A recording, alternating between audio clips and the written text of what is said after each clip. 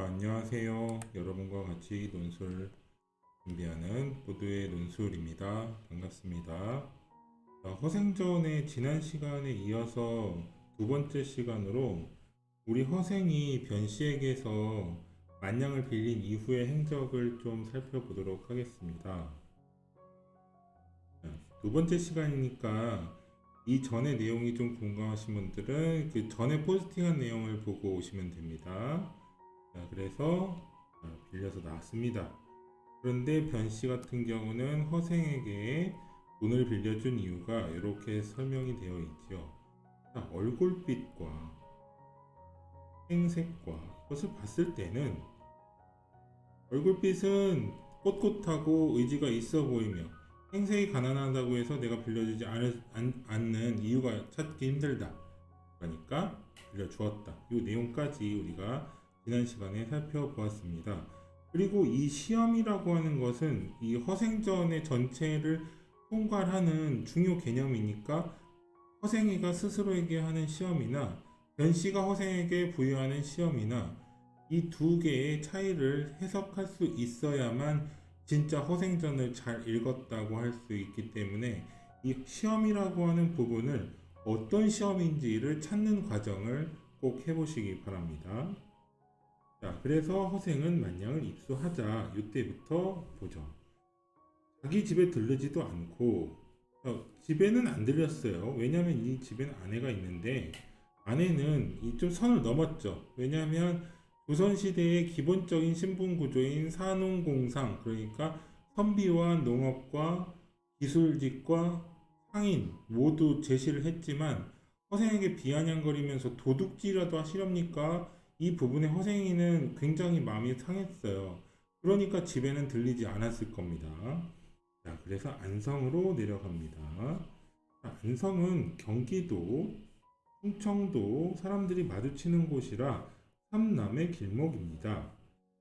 자, 이렇다는 거는 우리나라의 지도가 이렇게 있을 때 안성 부분이 이 부분에 있죠. 그러니까 지금 여기에서 이쪽으로 내려오면은 충청, 그리고 이쪽으로 가게 되면은 호남, 이쪽으로 가게 되면 영남입니다. 그래서 이게 삼남의 길목이기 때문이다 라고 하는 건 기본적으로 한양에서 출발한 사람들이 여기에서 삼남, 충청도, 호남, 영남으로 나눠지는 길목이라 이 몫이 좋기 때문에 허생이가 이쪽으로 온 거지요. 자, 거기에서 대추밤, 배, 석류, 귤, 유자 등의 과일을 모조리 2배의 값으로 사들였다고 합니다. 자, 여기에서 시험의 개념을 잠깐 생각해보지 않을 수 없는데요. 자, 여기에서 하고 있는 허생의 시험은 1차 관문인데 1차 시험이죠. 그러니까 자기가 글을 읽는 데에만 지금 7년을 할애했다고 합니다. 근데 이 7년 동안 허생은 꾸준하게 글을 읽었지만 10년을 목표로 하고 7년이 됐다고 해요. 그러면 스스로가 생각하기에도 선비로서의 자각으로 산농공상에서의 상 부분이죠. 산농공상에서 상인의 자질이 있는지를 스스로가 시험을 해본다고 할 수 있는 거예요. 그런데 여기에는 돈이 필요한데 이 돈이 없으니까 변씨를 만난 거고, 그래서 그 변씨에게 빌린 돈을 바탕으로 2배의 값으로 모두 샀다고 합니다. 자, 그래서 허생이 몽땅 샀기 때문에 잔치와 제사에 지낼 과일이 없는 거예요. 그래서 지금 이걸 뭐라고 하냐면요, 독과점이라고 하는데요. 보통 여러분들이 보는 이제 그 참고서라든지 문제집 이런 데서는요, 이 독과점이라고 하는 게 그냥 통합적으로 서술이 돼 있을 거예요. 그런데 우리가 사회적으로 볼 때는 독과점이 하나의 단어는 아닙니다. 이게 뭐냐면 독점과 과점이 사실은 따로 있는 개념이에요. 이거를 충분히 여러분들이 인지하셔야 돼요. 자, 독점이라고 하는 건 뭐냐면요. 자원이 있을 때 이 자원을 1인 혹은 한 개의 기업이 모두 가지고 있는 경우가 독점이라고 하고요. 과점이라고 하는 것은 7인, 10인 이내, 그러니까 소수의 인원이나 소수의 개인이나 기업이 모든 자원을 모두 가지고 있을 때를 얘기하는 거예요. 그러니까 독점은 1인, 과점은 소수. 이 점이 차이점인데요. 지금 여기에서 그 허생이 하고 있는 행위는 독점의 형태에 굉장히 가깝죠. 자, 이 점, 이걸 독과점이라고 한다, 매점 매석이라고 한다가 보통 우리가 보는 기본적인 참고서에서 해설되는 내용이긴 한데, 그 단어, 독과점이라고 하는 단어는 독점과 과점을 합해서 얘기하는 합성어이다. 이 합성어라고 하는 특징을 여러분들은 반드시 알고 이 독과점의 형태를 이해해야만 충분히 읽었다고 할 수 있다입니다. 자, 그래서 얼마 안 가니까 허생에게 2배의 값으로 과일을 팔았던 상인들이 오히려 10배의 값을 사가게 되었다. 그러니까 곱하기 2배의 값을 다시 10배의 값으로 파는 거죠. 자, 이 사이에서는 허생이 이익이 생깁니다. 그래서 길게 한숨을 내쉬었다라고 하죠. 지금 왜 한숨을 내쉬는 거냐면요. 지금 여기에서 하고 있는 허생 스스로의 시험, 자신에 대한 시험일 수도 있죠. 선비가 7년 동안 글을 읽었을 때 그 지혜와 자각으로 독과점의 독점 형태를 취했을 때 돈을 벌 수 있느냐. 이건 자신에 대한 시험이고요. 자신이 하나의 가설에 의해서 시험을 했을 거예요. 그런데 이 조선 후기의 상황이 정말로 1만냥이라고 하는 기본적인 화폐 단위로도 하나의 시장을 움직일 수 있다라고 하는 이 점은 사실은 이것은 긍정적인 개념이지만 이건 부정적 개념이지요. 그럼에도 불구하고 허생은요, 이 자신에 대한 시험에 대해서 기쁨을 느끼진 않아요. 왜냐하면 그 전체적인 내용으로 봤을 때 허생은요, 그 아주 기본 자질이 돈을 좋아하는 사람이 아닙니다. 이 후에 가면 허생이가 그 바다에다가 50만 냥을 버리거든요. 이런 걸 봤을 때 허생은 돈을 좋아하는 사람은 아니에요. 그러다 보니까 스스로가 한 시험에 합당하다의 개념이 기쁨을 느껴야 되는데 이 기쁜 정서를 느끼지 못하는 데에 그 여기에 대한 중요한 개념이 들어있는 거예요. 그리고 나서 이 모든 영역에서 느낀 허생의 정서는 이렇게 대화로 표현이 되죠. 만냥으로 온갖 과일의 값을 좌우했으니 우리나라의 형편을 알만하구나. 그런데 자기에 대한 이 서로 모순된 정서는 스스로의 감정인데 이것만큼은 정말 안타깝다라고 하는 정서죠. 그래서 보통 이 등장인물의 정서라든지 이런 역할에 대해서 문제를 만들 때는 이 부분이 굉장히 시사점이 크다고 할 수 있습니다. 다음 장으로 넘어가 볼게요. 자, 그래서 허생은 과일의 값을 가지고 2배의 값으로 사서 다시 10배의 값으로 팔았으니 여기엔 이익이 발생을 했을 겁니다.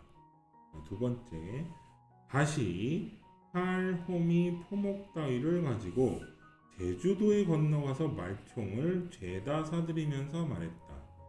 몇 해 지나고 나면 머리를 싸매지 못할 것이다 라고 하지요. 이 말총이라고 하는 건요, 우리가 이제 그 사극이나 이런 걸 봤을 때 여기에서 이제 망건을 만들어서 이렇게 사람들은 이렇게 머리를 싸매잖아요.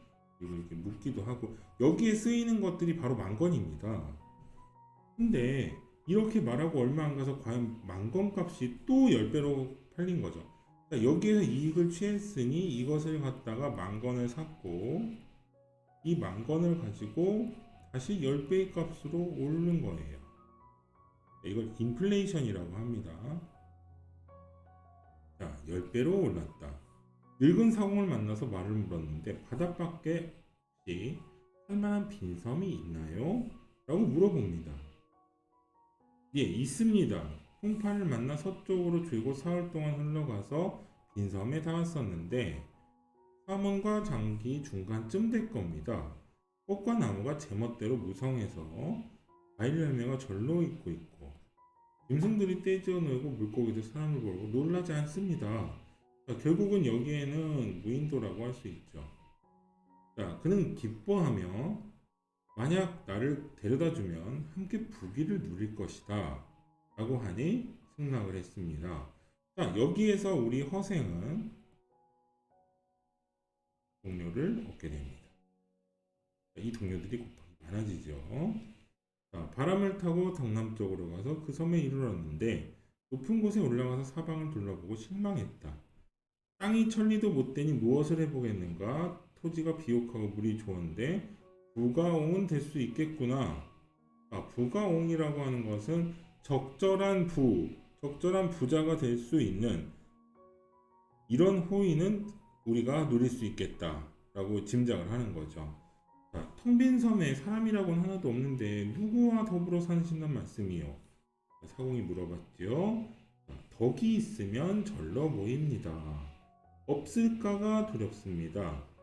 사람이 없는 것이야 근심할 것이 있겠느냐? 이 빈 섬에 사람들이 찾아오는 것은 덕 때문이지 어떤 기본적인 경제라든지 이런 게 기준이 되지 않는다라고 하는 거죠. 사실은 이렇게 쑥 지나가는 대사가 제가 보기에는 허생이 사람과 사람을 그 관계를 형성하는 기본적인 기준의 중요 부분이 덕이라고 이 기준을 정하고 있다는 걸 알 수 있겠지요. 자, 이때 변산의 수천의 군도들이 우글거리고 있었는데 지방에서 군사를 징발해서 수색을 벌였으나 잡히지도 않았고 군도들도 나가 함부로 활동을 못해서 배고프고 곤란했다. 그래서 허생이 군도의 산채를 찾아가 우두머리를 달래보았다. 1000명이 1000냥을 빼앗아 와서 나누면 하나에 얼마씩 돌아갑니까? 1냥이지요. 아내가 있습니까? 없습니다. 논밭은 있습니까? 그러니까 없습니다. 땅이 있고 처자식 있는 놈이 이것 때문에 왜 도둑이 됐나요? 이 도둑이란 단어는 언제 나왔죠? 기본적으로 우리 허생과 아내가 했던 대화 중에 도둑질이라도 하시렵니까? 라고 비아냥거리는 장면이 나옵니다. 여기에서의 이 도둑. 그러면은 여러분 여기에서 좀 생각해 볼 필요는 있어요. 이래서 고전이라고 하는 건 그 가치가 높은 겁니다. 그러면 허생이 이 사람들과 도둑질을 하나요? 그게 아니죠. 허생은 도둑이 되는 게 아니에요. 기본적으로 허생은요, 굉장히 자존감이 높은 사람이라는 걸 알 수 있어요. 그러니까 그러니까 선비, 그리고 농어, 공업이죠. 이 기술자라고 할 수 있습니다. 상인. 이 부분에서 도둑이라고 하는 거는 아내가 제안했을 때 그러니까 아내가 비아냥거렸을 때 허생이가 가출을 하는 가장 근본적인 이유였어요. 그런데 허생은 이 선비의 영역에서 도둑들을 통제 혹은 나라의 문제를 해결하려고 하는 것이지 같이 도둑질을 하려고 하는 게 아니에요. 그러니까 지금 이 앞에서 아내와 허생의 대화, 그리고 여기에서의 허생이 스스로에 대한 자존감, 그리고 이 도둑들을 대하는 기본적 태도와 이 문제를 해결하려고 하는 허생의 행위, 이 모두 내용들이 점이 아니라 하나의 선으로 지금 연결이 되고 있다는 점을 여러분들은 꼭 이해를 하고 또 이런 방식대로 내용을 좀 숙지하고 읽어야 된다는 점이 중요합니다. 그래서 정말 그렇다면 아내와 집과 소를 가지고 농업을 이 부분이죠. 왜 농업을 하지 않는가? 그러니까 이 도둑들은요, 선비의 영역까지는 우리 허생은 생각하지 않는 거예요. 그러니까 우리 도둑들은 적어도 농업 위주의 생활을 한번 제안을 하는 거죠. 그럼 도둑놈 소리는 안 듣고 살면서 낙이 있을 것이냐 라고 물어보잖아요. 응? 자, 여기부터는 이어서 진행하겠습니다.